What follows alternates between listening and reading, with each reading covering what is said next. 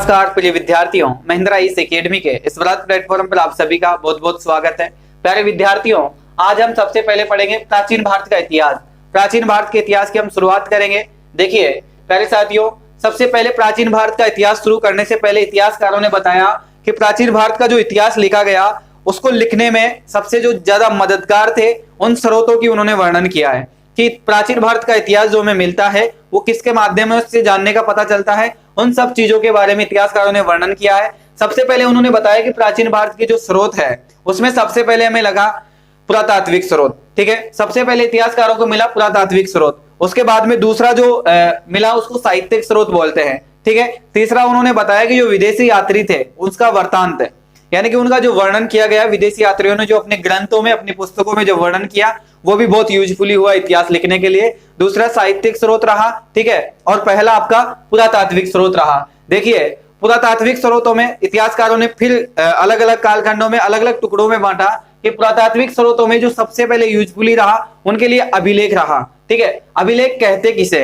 देखिए शिलालेख आप सभी ने नाम सुना होगा, यानी कि पत्थरों पर जो उकेर कर जो लिखा जाता है, पत्थरों के ऊपर जो लिखा जाता है वो शिलालेख कहा जाता है। ठीक है, और पाषाण शिलालेख, ठीक है, पाषाण शिलालेख और स्तंभ ताम्रपत्र, ठीक है, और उसके बाद में दीवारें मुद्राएं, ये सब चीज मिलकर जो इन सब चीजों के माध्यम से जो पता चलता है उसको अभिलेख कहते हैं। इतिहासकारों ने अपनी भाषा में उसे अभिलेख बताया है। ठीक है, अभिलेख जो पढ़ने की जो विधि होती है, यानी कि अभिलेखों के बारे में अध्ययन करने की जो विधि है उसे क्या कहा जाता है? एपिग्राफी। एपिग्राफी विधि उसके नाम से उसको जाना जाता है।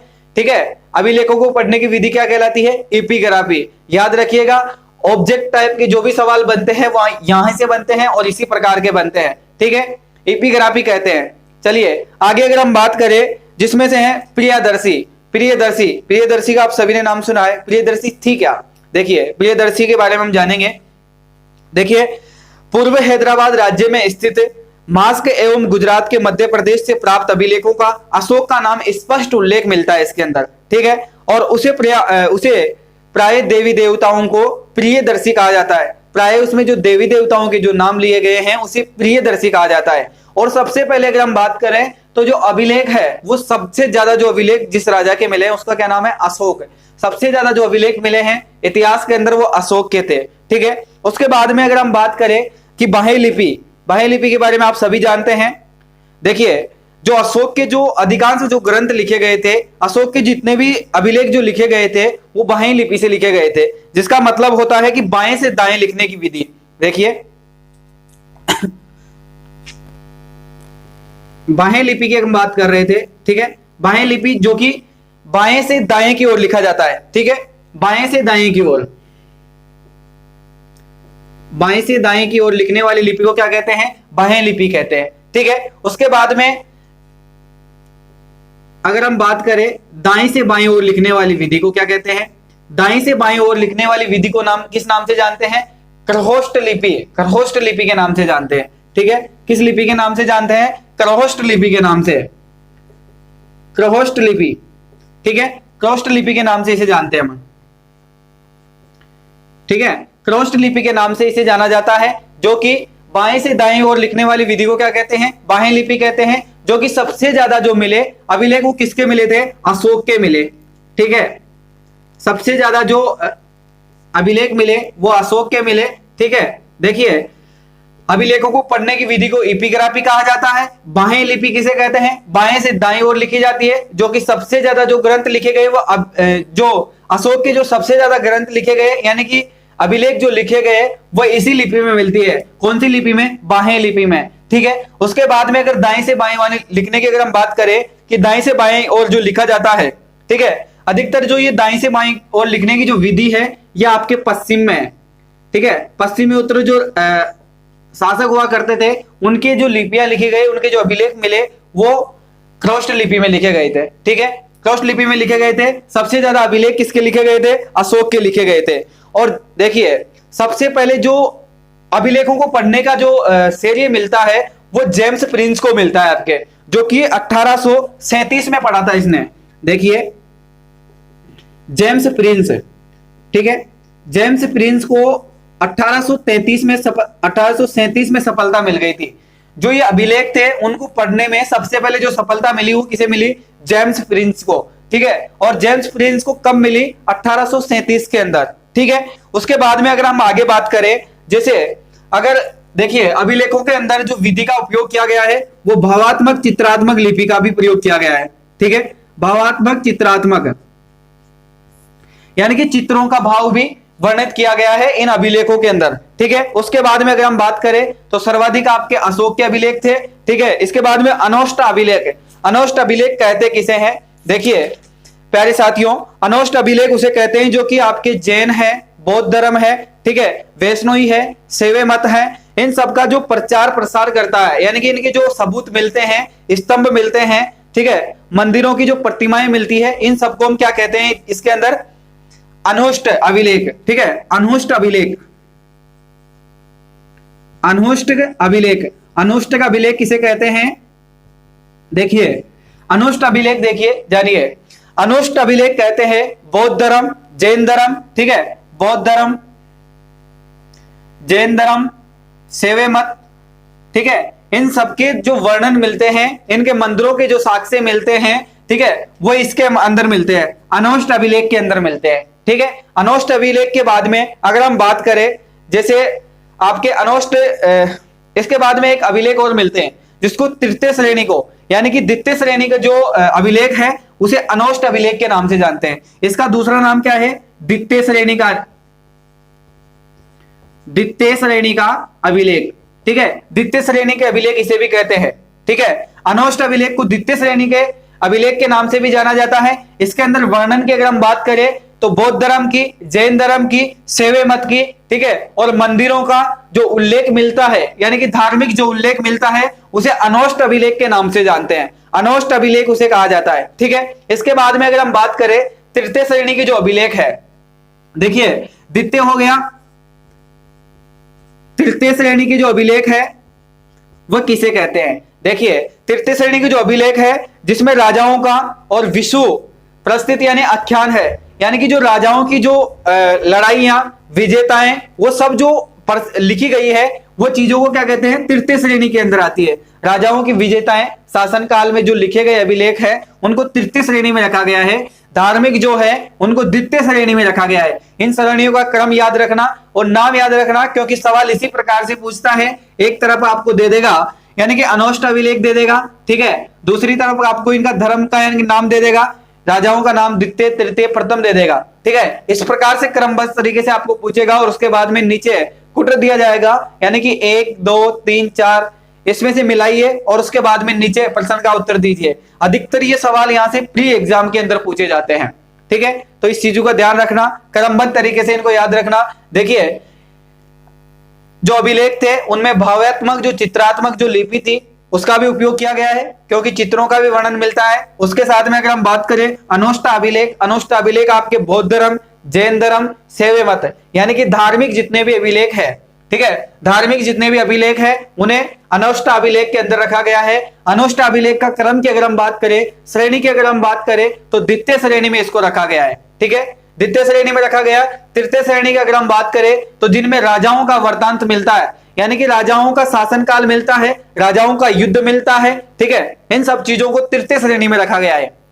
चलिए हम आगे बात करते हैं। सबसे मुख्य अभिलेखों की मैं बात करूंगा, जिनको 3 अभिलेख आपके मुख्य हैं। जैसे आपका हाथी गुफा अभिलेख, आपने नाम सुना होगा, हाथी गुफा अभिलेख आपने इतिहास में पढ़ा होगा, क्योंकि इसका वर्णन बहुत ज्यादा किया गया है, हाथी गुफा अभिलेख।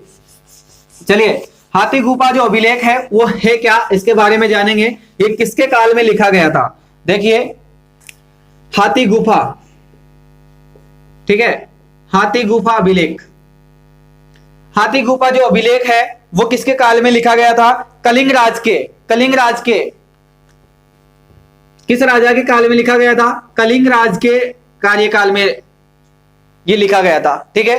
कलिंग राज का जो कार्यकाल है, जो समय अवधि है, उसके अंदर ये अभिलेख लिखा गया था। इसका नाम हाथी गुफा अभिलेख है। और सबसे पहले यहां पर एक सवाल आता है जिसका नाम है भारतवर्ष।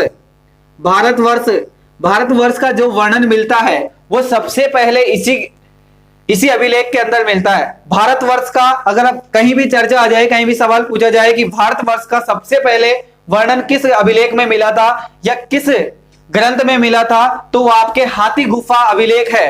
हाथी गुफा अभिलेख के अंदर मिला था भारतवर्ष का, सबसे पहले वर्णन भारतवर्ष का हाथी गुफा अभिलेख के अंदर मिला था। ठीक है, याद रखना इस चीज को। इसके बाद में आपका प्रयाग स्तंभ है। प्रयाग स्तंभ की अगर हम बात करें तो प्रयाग स्तंभ आपका जो प्रयाग स्तंभ, ठीक है, प्रयाग स्तंभ अभिलेख आपके किसके समय में लिखा गया था? आपके समुद्रगुप्त के समय में ये लिखा गया था। ठीक है, समुद्रगुप्त के बारे में ये अभिलेख बताता है आपका। ठीक है, समुद्रगुप्त के बारे में, समुद्रगुप्त के कार्यकाल में लिखा गया था और समुद्रगुप्त के बारे में इस अभिलेख में जानकारी मिलती है। इसके बाद में एक और है आपका भीतर एवं जूनागढ़ का अभिलेख है। एक अभिलेख और लिखा गया जिसका नाम क्या है? भीतर एवं जूनागढ़ अभिलेख। ठीक है, और इसमें किस राजा का कार्यकाल माना जाता है? स्कंदगुप्त का समय। स्कंदगुप्त का जो कार्यकाल था वो इस अभिलेख में वर्णित था। ठीक है, स्कंदगुप्त का समय का, स्कंदगुप्त, ठीक है, स्कंदगुप्त का कार्यकाल था। स्कंदगुप्त का जो ग्रंथ, जो अभिलेख लिखा गया था, जो ग्रंथ लिखा गया था, उसको भीतर एवं जूनागढ़ अभिलेख के नाम से जानते हैं। ठीक है, भीतर जूनागढ़। ठीक है, उसके बाद में आपका जो है हेलिडोरस वेस्नियर एक और ग्रंथ लिखा गया था जिसका नाम आपका हेलिडोरस वेसीनगर है। हेलिडोरिस वेसीनगर इतना इंपॉर्टेंट नहीं है, फिर भी याद रख लेना।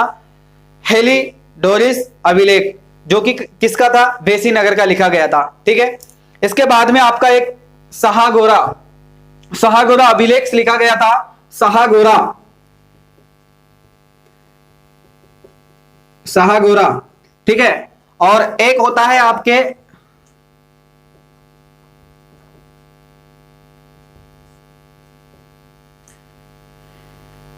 सहागोरा अभिलेख जो लिखा गया था आपके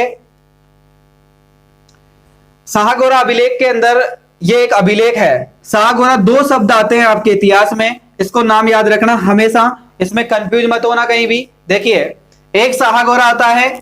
सहागोरा जो होता है ये एक अभिलेख था। ठीक है, और अभिलेख था, इसके अंदर जो वर्णन मिला है वो दुर्वक्षी शब्द का, दुर्वक्षी जो शब्द था आपके, ठीक है, दुर्वक्षी शब्द का जो वर्णन मिलता है वो सबसे पहले इस अभिलेख में मिलता है। ठीक है, इसका नाम क्या है? सहागोरा। दुर्वक्षी शब्द का वर्णन कहां मिलता है? सहागोरा। ठीक है, और एक स्थल है आपके जिसका नाम भी सहागोरा ही है। ठीक है, सहागेरा है उसका नाम। ठीक है, उसमें कंफ्यूज मत होना। अगर आपको सवाल पूछा जाता है, ठीक है, सिंधु घाटी सभ्यता के बारे में अगर आपको क्वेश्चन पूछता है तो वो यही पूछता है कि ये जो पाकिस्तान में स्थल है, ठीक है, ये जो सहागोरा जो स्थल है वो पाकिस्तान में है और ये जो सहागोरा है वो अभिलेख है। ठीक है, अगर प्राचीन भारत के इतिहास में से अगर सवाल आता है तो सहागोरा आप समझ जाइए कि डायरेक्ट वो कहां से पूछ रहा है? अभिलेख से पूछ रहा है। ठीक है, और अगर आपके सिंधु घाटी सभ्यता के कार्यकाल के समय अगर वो सवाल पूछ रहा है तो आपके उस स्थल के बारे में पूछ रहा है, पाकिस्तान के अंदर जो वर्तमान समय में जो स्थल स्थित है उसके बारे में पूछ रहा है। ठीक है, यहां पर कंफ्यूज मत होइए, ये दो शब्द है, दोनों का अलग अलग अर्थ है। यहां पर अभिलेख है जिसमें दुर्वक्षी शब्द का सबसे पहले वर्णन मिलता है। ठीक है, उसके बाद में एक दूसरा है जो कि आपके सिंधु घाटी सभ्यता का एक स्थल है। ठीक है, चलिए आगे अगर हम बात करें तो आपके एक भूमि अनुदान पत्र, आगे एक भूमि अनुदान जो पत्र मिलता है उसका अभिलेख भी लिखा गया है। ठीक है, भूमि अनुदान जो पत्र लिखा गया है। उसके बाद में अगर हम बात करें विदेशी अभिलेखों की हम बात करेंगे, यहां पर कुछ विदेशी अभिलेख भी थे। ठीक है, और सबसे इंपॉर्टेंट जो है आपका वो विदेशी अभिलेख है। देखिए, विदेशी अभिलेखों में से अधिकतर प्रश्न बनता है क्योंकि ये और सब चीजें सामान्य हैं, अधिकतर लोगों को याद रहती है और आप सभी को याद रहेगी, लेकिन जो ये मेन चीज है वो यहाँ पर 3 अभिलेख जो है वो विदेशी अभिलेख मिले थे इतिहासकारों को। और अधिकतर जो प्रश्न बनाता है यूपीएससी के अंदर, अधिकतर जो प्रश्न बनता है हमेशा यहीं से बनता है, विदेशी से। कोई भी चीज अगर मुद्राओं की अगर आप बात करेंगे तो वो भी विदेशी मुद्राओं से आपको रिलेटेड क्वेश्चन पूछेगा। अगर आप साहित्य की बात करेंगे तो वो भी विदेशी साहित्य से हम क्वेश्चन पूछता है। ठीक है, अधिकतर जो है, देखिए यहां पर आपको 3 नाम याद रखना है। ठीक है, पहला आपका एशिया, बहुत सरल नाम है, एशिया माइनर। ठीक है, एशिया माइनियर। दूसरा आपका है जिसका नाम है आपका मिस्र के मिस्र के तिलुआला, मिस्र के तिलुआला, मिस्र के तिलुआला। और तीसरा आपका है पारसीपोली एवं बहस्तोती, पारसीपोली, पारसीपोली, पारसीपोली व बहस्तुन, बहस्तुन। ठीक है, तीन नाम याद रखना है आपको। विदेशी अभिलेखों की अगर बात आ जाए तो ये तीन नाम याद रखना है, और अधिकतर जो सवाल बनता है वो इन्हीं तीनों में से बनता है। देखिए, पहला आपका विदेशी अभिलेखों की अगर हम बात करें तो एशिया माइनरी, एशिया माइनरी जो अभिलेख है, ठीक है, एशिया माइनरी है पहला अभिलेख। अगर विदेशी अभिलेखों की हम बात करें तो एशिया माइनरी है। और दूसरों की अगर हम बात करें तो मिस्र के तालुआला है, ठीक है, मिस्र के तालुआला है। और उसके बाद में चलिए इनके बारे में थोड़ी सी विस्तार से मैं आपको जानकारी दे देता हूं, क्योंकि आप फिर डिस्टर्ब होंगे बीच में, तो मैं यहीं पर इनकी बात कर लेता हूं।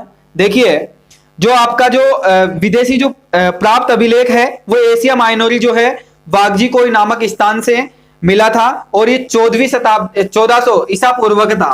ठीक है, 1400 ईसा पूर्व का है, 1400 ईसा पूर्व का जो अभिलेख है वह एशिया माइनरी था। और ये कहां से मिला था? वेगजो कोई नामक है, वेगजो कोई नामक है, वेगजो कोई नामक है, वेगजो कोई नामक स्थल है जहां से ये एशिया माइनरी आपको मिला था। ठीक है, एशिया माइनरी अभिलेख मिला था जिसका स्थान है, और इसको 1400 ईसा पूर्व में ये ग्रंथ आपको मिला था। ठीक है, इतिहासकारों को ये मिला था। और इसके बाद में अगर हम आगे बात करें तो जिसमें इसमें क्या लिखा हुआ था? मित्र, वरुण, इंद्र और ना सत्य नामक वैदिक देवताओं के नाम उत्कीर्ण थे।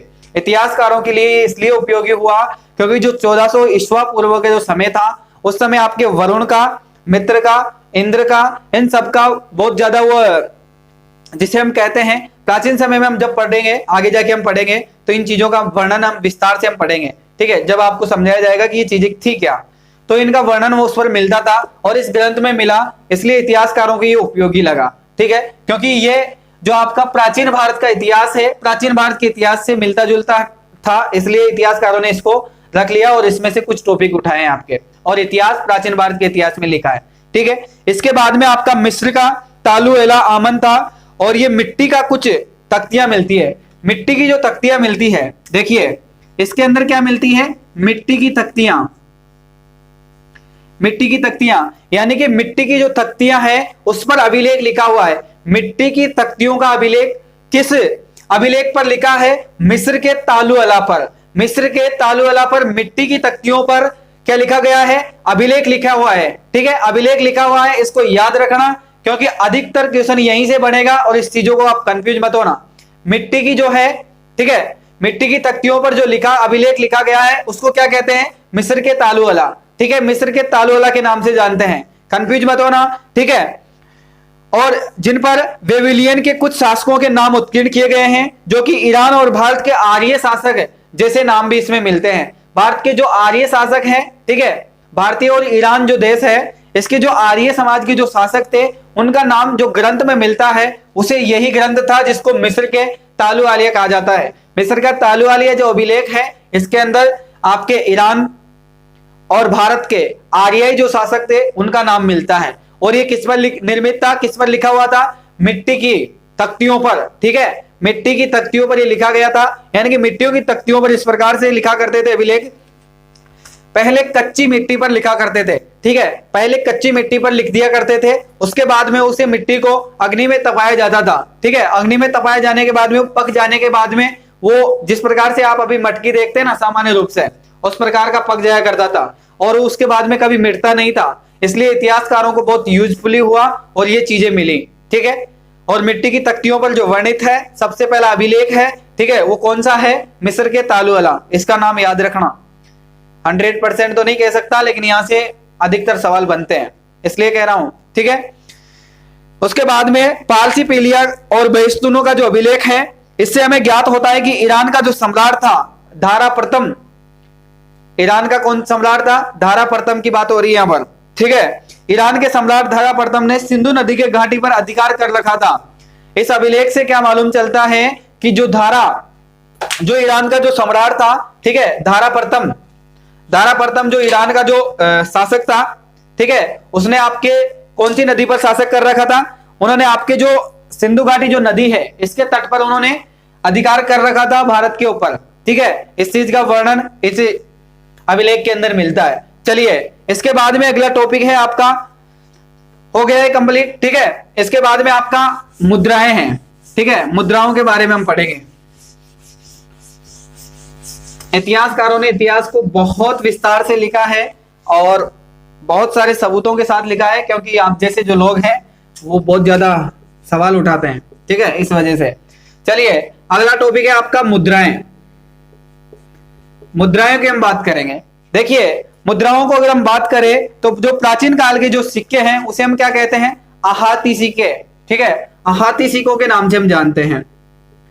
आहाती जो सिक्के हैं उसको हम क्या कहते हैं? प्राचीन भारत के जो प्राचीन काल के जो सिक्के हैं उसे आहाती सिक्कों के नाम से हम जानते हैं, ठीक है। मुद्राओं का उपयोग मुख्यतः किसके लिए किया जाता है पता है आपको? मुद्राओं का उपयोग मुख्यतः क्रय और विक्रय मूल्य के लिए, दान दक्षिणा के लिए, ठीक है, इन सब चीजों के लिए जो वेतन जो भुगतान करते हैं अपन, ठीक है, वेतन जो भुगतान करते हैं वो होती मुद्राएं, ठीक है। यानी कि ऐसे समझिए इसको, जो आप पैसे देते हैं अभी वर्तमान समय के संदर्भ में आप समझ जाइए, कोई भी सामान लेने जाते हैं तो आप मुद्राएं देते हैं, यानी कि पैसे उसको देते हैं तभी आपको सामान देता है, तो इसी काम आती है मुद्रा, ठीक है।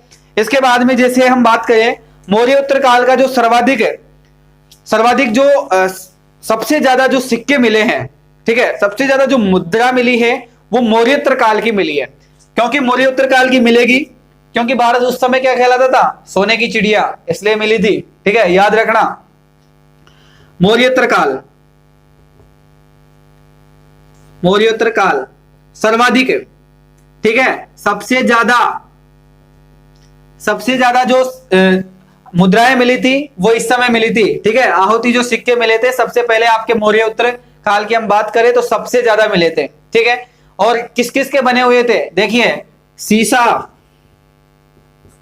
पोटीन, ठीक है, सीसा, पोटीन, तांबा, कांसा, सीसा, पोटीन, तांबा, कांसा, चांदी और सोना, ठीक है, चांदी और सोने के, क्योंकि भारत उस समय सोने की चिड़िया थी।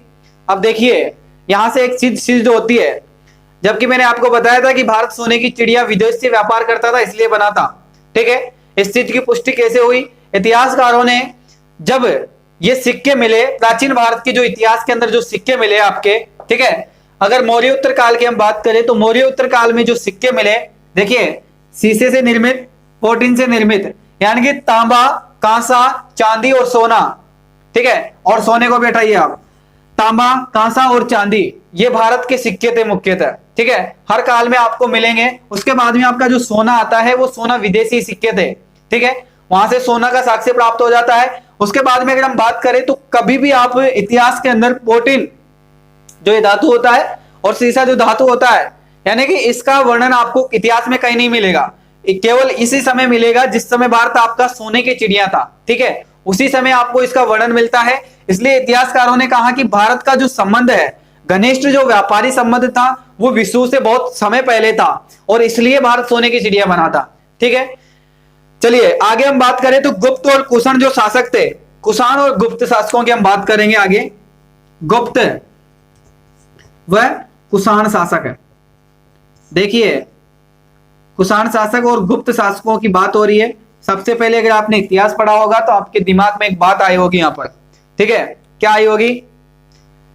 देखिए जो सबसे पहले भारत के अंदर सोने के जो शुद्ध सोने के जो सिक्के मिले ना, यानी कि सर्वाधिक जो सोने के सिक्के थे वो सबसे पहले आपके गुप्त काल में, यानी कि गुप्त काल में और कुषाण राजा जो कुषाण जो शासक थे उसके समय में मिला था। सबसे पहले कुषाण शासकों के समय में ये मिला था आपको, जो कि शुद्ध सोने के, यानी कि 100% सोने के सिक्के नहीं कह सकते अपन उसको, लेकिन फिर भी इतिहास में कहा गया है कि जो शुद्ध सोने के जो सिक्के मिले थे वो अधिकतर शुद्ध सोने के सिक्के इसी शासनकाल के समय में मिले थे।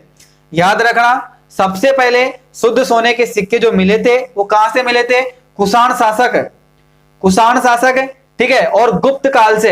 अगर ऑप्शन में कुषाण शासक है तो कुषाण शासक ही करके आना, ठीक है। और गुप्त काल है, ठीक है, तो गुप्त काल करके आना है।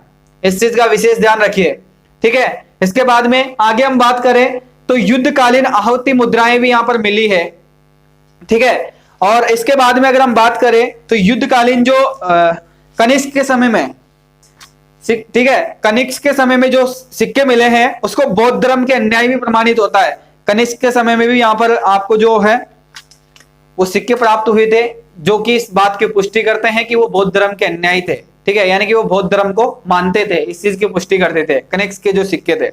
समुद्रगुप्त की अगर हम बात करें, समुद्रगुप्त के सिक्के थे, ठीक है। समुद्रगुप्त जो आपका शासक था उसके सिक्कों की अगर हम बात करें तो समुद्रगुप्त के सिक्कों पर कुछ लिखा हुआ था जो कि युप,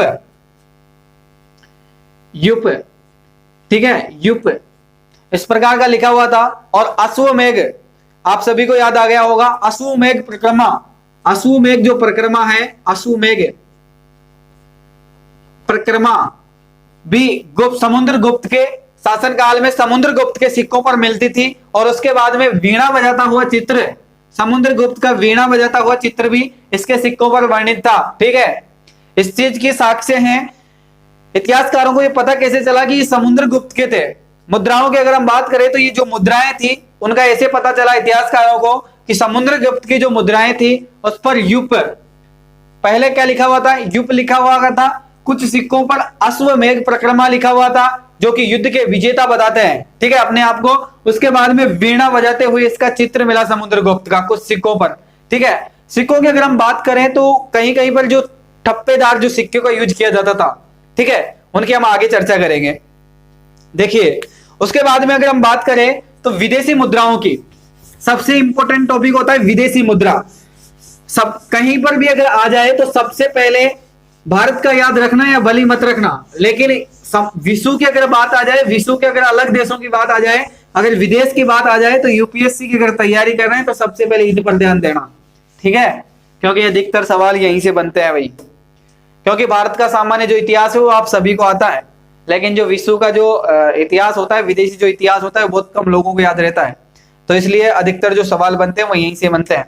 देखिए विदेशी मुद्राएं, विदेशी मुद्राओं की अगर हम बात करें तो विदेशी मुद्राएं, देखिए सबसे पहले विदेशी मुद्राओं की हम बात करें तो इंडो यूनियन तथा इंडोसियन, इंडोसियन यानी कि इंडोसियन जो देश है वहां से भी आपका भारत व्यापार करता था, इसलिए इस चीज का साक्ष्य मिलता है कि भारत का घनिष्ठ संबंध था पहले विश्व के साथ में, व्यापार करता था इंडोनेशिया जैसे देशों से, यूनान से व्यापार करता था, ठीक है। और सांतियाना जो देश है, सांतियाना देश का मतलब जानते हैं, इंडो सांतियाना यानी कि पूरा इंडिया वाला जो क्षेत्र है, ठीक है, इंडो यानी कि यूनान वाला, ईरान इराक वाला क्षेत्र, यानी कि ये संपूर्ण क्षेत्र, ठीक है। आगे इतिहास में मानचित्र की सहायता से आपको समझाऊंगा, अलग अलग समय में अलग अलग जो इतिहास है उसको अलग अलग नामों से जाना गया है, ठीक है। जो विशेष क्षेत्र होते हैं उनको अलग अलग नाम दिया गया है, तो ये नाम दिया गया है, ठीक है। यूनान के साथ में इंडोनिया, इंडोनिया यूनान यानी कि यूनान वाला जो विशाल जो क्षेत्र था वहां पर घनिष्ठ संबंध व्यापारी था भारत का, यानी कि घनिष्ठ संबंध होने के कारण यहाँ पर सिक्के मिले हैं कुछ, ठीक है। उसके बाद में सतकर्णी, सतकर्णी का मतलब समझ गए आप, सतकर्णी आते ही आपके दिमाग में एक बात आनी चाहिए अगर आपने इतिहास पढ़ा होगा तो कभी, समुद्रपोत। सतकर्णी के जो सिक्के हैं उस पर किसका वर्णन था, समुद्री पोत, ठीक है, जलपोत यानी कि जो समुद्र के अंदर जो जलपोत होता है, जलपोल, ठीक है, समुद्र यानी कि जलपोत यानी कि समुद्र का जल। सतकर्णी के जो सिक्के बने हुए थे उस पर किसका चित्र अंकित था, जलपोत का, यानी कि समुद्र का, ठीक है। जलपोत का मतलब होता है समुद्र से संबंध रखने वाला, यानी कि समुद्र के जो आसपास के जो इलाके थे, ठीक है, समुद्र के जलपोत से मतलब होता है कि जो इतिहासकारों ने प्राचीन जो सिक्के प्राप्त किए उनमें जो जल का जहां पर चित्रित मिला, यानी कि जहां पर उनको जल का जहां पर चित्र मिला वो वही सिक्के थे जो कि समुद्री इलाकों के आसपास में जो राजा जो शासक करते थे उन्हीं का कार्यकाल के वो सिक्के थे जो कि समुद्री इलाकों पर जो राज करते थे, ठीक है, समुद्री इलाकों पर जो शासन करते थे उन शासकों के उन सिक्कों को क्या कहा जाता था, सतकर्णी, सतकर्णी, सतकर्णी याद रखना, समुद्री।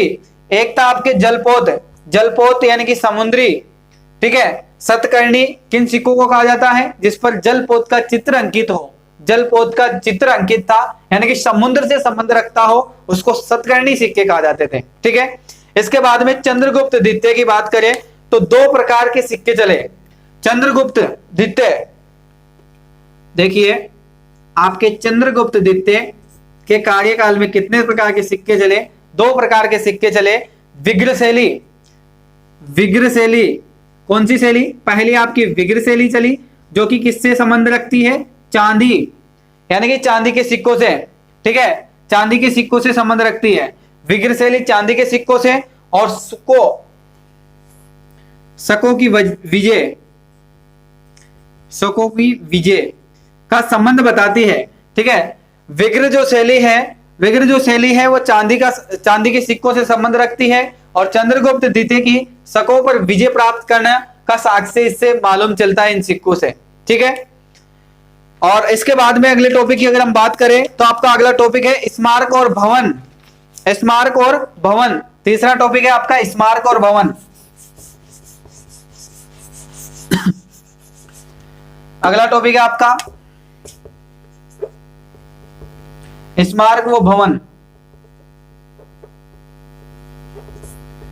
स्मारक व भवन, ठीक है। उसके बाद में आपका है आगे जिसको हम बोलते हैं मूर्तिकला, मूर्तिकला।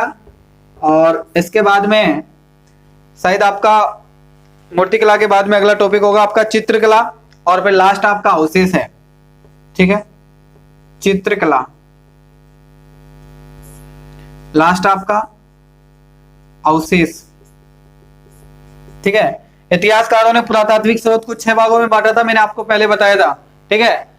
मुद्राएं हमने पढ़ ली, अभिलेख हमने पढ़े, मुद्राएं पढ़ ली, स्मारक व भवन अब पढ़ेंगे, ठीक है। स्मारक और भवनों की हम बात करें तो देखिए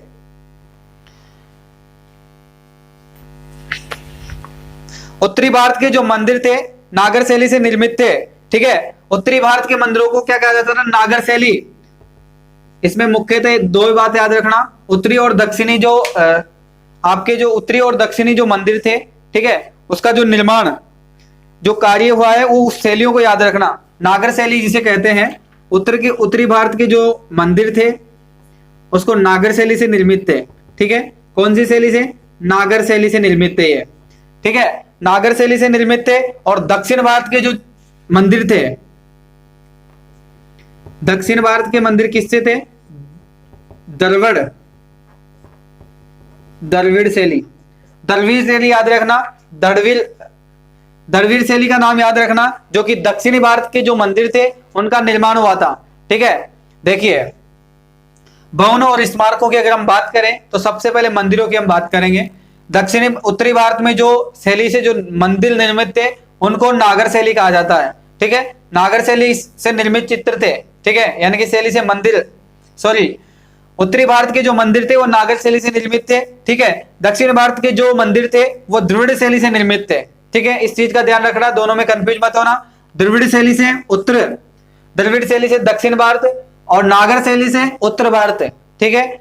उत्तर शैली से उत्तर भारत में नागर शैली थी और दक्षिणी भारत में द्रविड़ शैली थी, ठीक है। इसके बाद में आपका वेसिर शैली, एक और निकल के एक टॉपिक यहां पर और निकल के आता है जिसको कहते हैं वेसिर शैली, ठीक है।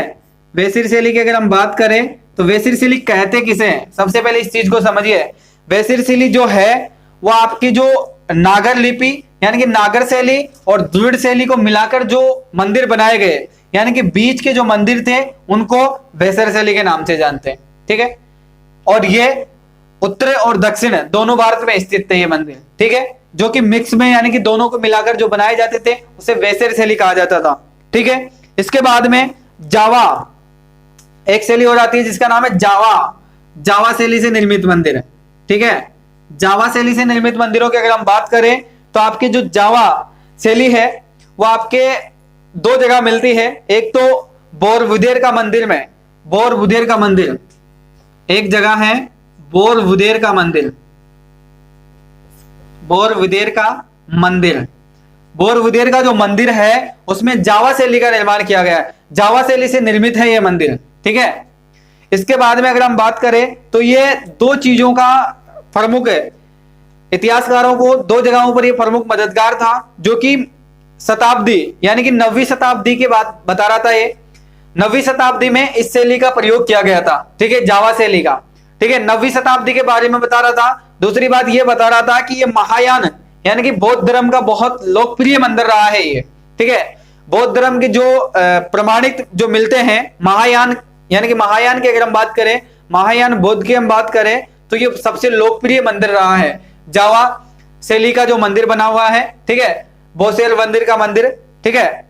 तो इसके बारे में पुष्टि होती है इस चीज की। इसके बाद में आपके आगे है मूर्तिकला, ठीक है। इससे ज्यादा स्मारक और भवन में जो साक्ष्य मिले हैं वो इससे ज्यादा कुछ नहीं मिला, ठीक है। याद रखना बेसेल शैली दोनों को मिलाकर है, दक्षिण भारत को और उत्तर भारत की जो शैली है, उत्तर भारत की नागेर शैली है, ठीक है, दक्षिण भारत की आपके द्रविड़ शैली है, और दोनों को मिलकर जिस शैली का निर्माण होता है उसे वैसेर शैली कहा जाता है, ठीक है। चलिए मूर्तिकला की अगर हम बात करें तो कुषाण काल में, गुप्त काल में और गुप्तचर काल में मूर्तिकला जो मिला है, ठीक है। मूर्तियों की अगर हम बात करें तो जो मूर्तियां निर्मित की गई थी उन्हें जन साधारण धार्मिक आस्थाएं और मूर्तिकलाएं थी। सबसे पहले हम बात करेंगे मूर्तिकलाओं की। अगर हम बात करते हैं तो जो कुषाण शासक हो गए, ठीक है। उसके बाद में आपका गुप्त काल हो गया, गुप्त काल के शासक हो गए, ठीक है। इसके बाद में गुप्त उत्तर काल, गुप्त उत्तर काल यानी कि जो आगे जो हम पढ़ेंगे, अब आपको सब चीज पढ़ाई जाएगी। कुषाण वंश के जो शासक हैं उनके बारे में पढ़ेंगे, गुप्त वंश के शासक पढ़ेंगे, गुप्त उत्तर जो काल था उसमें कौन शासक था, किसके साथ में युद्ध हो रहे थे, ये सब चीजों के बारे में पढ़ेंगे, ठीक है। पहले आप पुरातात्विक स्रोतों के बारे में जानिए। पुरातात्विक स्रोतों को जानने का मतलब है कि जो ये है, यानी कि जो ये शासक है, कुषाण है, गुप्त काल जो है और गुप्त उत्तर काल है, इसमें जो साक्ष्य मिले हैं इतिहास को लिखने के लिए उनकी बात हो रही है।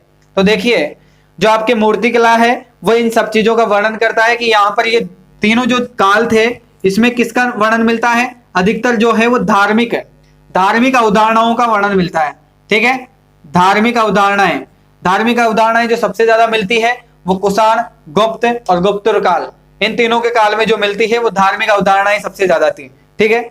इसके बाद में आगे हम बात करें तो कुषाण कालीन, यानी कि कुषाण कालीन के, अगर कुषाण कालीन जो शासक थे उनकी हम बात करें तो यहाँ पर विदेशी प्रभाव था, यानी कि विदेशी जो चित्रकला थी उसका भी बहुत ज्यादा, विदेशी जो मूर्तिकला थी उसका बहुत ज्यादा प्रभाव था, यानी कि विदेश में जो मूर्तियों का निर्माण किया जाता था, निर्मित होती थी, उसी प्रकार की जो मुद्राएं, जो मूर्तियां जो है वो यहाँ पर देखने को मिली है कुषाण काल के शासनकाल में, ठीक है।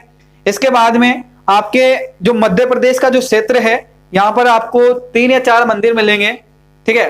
देखिए उनका नाम जानिए आप। सबसे पहले बरहुति, बोधगया और सांची और अमरावती, और ये सब चीजें मूर्तिकला जो है वो कहां पर मिलते हैं, आपके मध्य प्रदेश में, ठीक है। सांची, अमरावती, ठीक है, और बरहुति और बोधगया, बरहुति और सांची और अमरावती, ये आपके मध्य प्रदेश में है, ठीक है, मध्य प्रदेश के अंदर है। और यहाँ की प्रसिद्ध जो मूर्तिकला की बात है वो ये मध्य प्रदेश के हैं, और ये उस समय के काल की बात है जब अगले जो शासक पढ़ाएंगे, यानी कि किस शासक के समय पर कौन शासक करता था, किसने इनका निर्माण करवाया था, इनके बारे में आगे हम अध्ययन करेंगे। देखिए उसके बाद में आपका मुख्यतः चित्रकला की हम बात करें तो चित्रकला का कुछ विशेष इतिहास में योगदान नहीं रहा। वैसे अगर प्रागैतिहासिक, जैसे हम बात करें पुरातात्विक स्रोत की अगर हम बात करते हैं तो प्राचीन भारत का इतिहास जब हम पढ़ते हैं तो मुख्यतः आपको जो एक चीज यहाँ पर उभर कर आती है, अगर आपने कभी अजंता की गुफाओं के चित्र पढ़े होंगे, अजंताओं की गुफाओं के बारे में आपने कभी पढ़ा है, देखिए जो अजंता की जो गुफा है उसमें एक मुख्य तो जो चित्र मिला है उस समय, अजंता की गुफा में जो मुख्य चित्र मिला है वो एक माता, ठीक है, माता और शिशु का चित्र मिला है। एक अहम योगदान देने वाला जो चित्र था वो माता और शिशु का चित्र मिला। उसके बाद में एक राजकुमारी थी जिसका नाम क्या था, मरणसन राजकुमारी, ठीक है, मरणसन जो राजकुमारी थी उसका भी चित्र मिला है। ये गुप्त काल के चित्र थे दोनों, ठीक है, माता और शिशु का चित्र मिला, एक आपका मरणसन राजकुमारी का चित्र मिला जो कि आपके गुप्त काल के समय के थे, ठीक है, गुप्तकालीन थे ये चित्र, ठीक है। इसके बाद में आपकी जो अवशेषों की बात आती है, मुख्यतः अवशेष है कि अवशेषों के रूप में इतिहासकारों ने यहाँ पर क्या क्या प्राप्त हुआ। देखिए, सोहन नदी की घाटी, सोहन नदी जो आपकी है वो कहां पर है, पाकिस्तान में है, ठीक है। और यहाँ पर मानव जो रहता है, यानी कि मानव की जो रहने की जो समय अवधि मालूम चलती है, वो यहाँ पर 4 लाख से 2 लाख ईसा पूर्व के पहले यहाँ पर मानव रहता था, ऐसा यहाँ पर साक्ष्य मिलता है, ठीक है, सोहन नदी के घाटी पर, जो कि अभी वर्तमान समय में कहां पर है, पाकिस्तान में है। और यहाँ पर मानव का जो उद्भव का जो समय है वो मिलता है, और 4 से लेकर 2 लाख ईसा पूर्व यानी कि पहले का साक्ष्य मिलता है यहाँ पर, ठीक है। यहाँ उसके बाद में जो साक्ष्य मिला वो कृषि कार्य मिला, पशुपालन मिला, ठीक है, कपड़ा बनाने की विधियां और कपड़ा बुनना मिला, ठीक है, मिट्टी के बर्तन मिले जो कि 10 से 6000 ईसा पूर्व के मिले, 10 से 6000 ईसा पूर्व के मिले थे, ईसा पूर्व के मिले, ठीक है। उसके बाद में काले और लाल रंग के मर्दबांडे मिले, ठीक है, भूरे रंग के मर्दबांडे मिले, ठीक है। उसके बाद में गंगा और यमुना, जो ये जो साक्ष्य मिले हैं आपके काले रंग के मर्दबांडे और भूरे रंग के जो मर्दबांडे मिले हैं वो आपके गंगा और यमुना नदी के किनारे मिले हैं, जिसको दो आबा नाम के क्षेत्र से नाम से जाना जाता है। 500 से अधिक मोहरें मिली हैं जो कि मोहनजोदाड़ो से प्राप्त हुई थी, आप सभी को पता है, ठीक है। 274 मिट्टी की मोहरें मिली है, जिसको जो कहां से मिली थी, बासेड़ा से, ठीक है। मिट्टी की जो मोहरें मिली वो कितनी थी, 274 है, और 500 मोहरें कहां से मिली थी, मोहनजोदाड़ो से। उदयन में अगर हम बात करें तो राजप्रसाद यानी कि राजभवन मिले, ठीक है, और गोसतराम विहीर मिला यानी कि कौसंबी। जब आपको पढ़ाया जाएगा उन सब चीजों के बारे में हम वर्णन करेंगे, महायान हीनयान जब पढ़ाया जाएगा उसके अंदर आपके आएंगे, ठीक है। उसके बाद में अंतराज खेड़ा, जो कि लोहे के प्रयोग, यानी कि सबसे पहला अंतराज जो खेड़े का नाम आता है। उसके बाद में इतिहास में सबसे पहले अगर हम बात करें तो अंतराज जो खेड़ा है, वहां से इस चीज का प्रमाण मिलता है कि जो लोहा है ना, लोहे का जो मानव जो प्रयोग करता था ना, वो 1000 ईसा पूर्व से लगभग प्रारंभ हो गया था लोहे का प्रयोग। मानव यहाँ पर ईसा पूर्व के 1000 वर्ष पहले लोहे का निर्माण और लोहे का जो धातु था, लोहा जो धातु था उसका प्रयोग करता था मानव। इस चीज का अंतर्ज जो खेड़ा है, इससे ये मालूम चल रहा है। इतिहास के अंदर अंतर्ज खेड़ा का कभी भी नाम आ जाए तो समझ जाइएगा लोहे, सबसे पहले लोहे का वर्णन किया गया, यानी कि लोहे के लिए प्रसिद्ध था ये। सबसे पहले यहाँ पर लोहे का साक्ष्य मिलता है जो कि बताता है कि इतने, यानी कि ईसा पूर्व से पहले 1000 वर्ष पहले यहाँ पर लोहे का प्रयोग किया जाता था, ठीक है। इसका साक्ष्य मिला इतिहासकारों को। रोमेला थापर, रोमेला जो थापर है, रोमेला थापर ने कहा कि इतिहास में अगर हम बात करें तो ईसा पूर्व यानी कि 800 ईसा पूर्व से पहले 800 वर्ष पहले ही लोहे का उपयोग किया गया था। इसका मानना यह था, जिसका नाम था रोमेला थापर, याद रखना। इसके बाद में सबसे मुख्य टॉपिक क्या आता है आपका, अवशेषों के रूप में विदेशी, ठीक है। विदेशी की अगर हम बात करें तो दक्षिण भारत में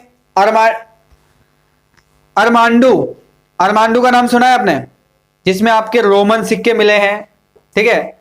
और जो दीपक होता है आपका, उसका दीपक का टुकड़े मिले हैं, ठीक है। मिट्टी के बर्तन नहीं, दीपक होता है छोटा, जो अपन दीपावली पर जिसका यूज करते हैं, वैसे जो दीपक है उसके टुकड़े मिले हैं छोटे छोटे। और उसके बाद में आपके जो रोमन के जो सिक्के थे वो भी मिले हैं, और रोमन के सिक्के मिलने से ये चीज सिद्ध होती है कि भारत का घनिष्ठ संबंध था व्यापार के रूप में रोमन से, ठीक है। इस चीज का साक्ष्य मिला था, और भारत व रोमन का व्यापार का संबंध ये बताता है। उसके बाद